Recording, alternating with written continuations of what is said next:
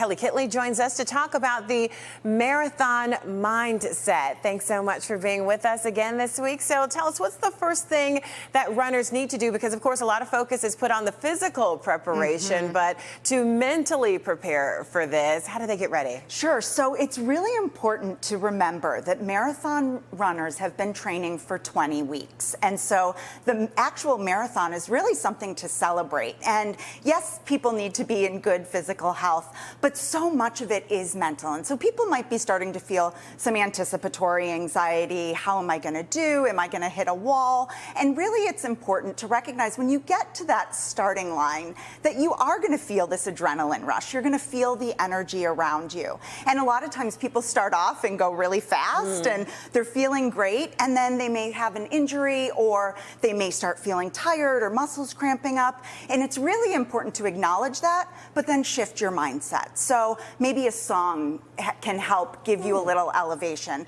Feeling the energy around you. Spectators are huge at the Chicago Marathon. People write their name on their t-shirts and love to hear people cheering them on from the sidelines. So making sure that you're breathing, and also, just like in life, we need to go with the flow. And the Chicago Marathon is a flat course, but the range of emotions people feel in 26.2 miles can be a lot. Wow. And that's great to know. I'm going to be in Pilsen on Sunday. I'm in that neighborhood every year. And you see the family members out there and the friends, and they've got the posters and the T-shirts. So it's really great to know that it really does make a difference when they're trying to push through to the final few miles of that race.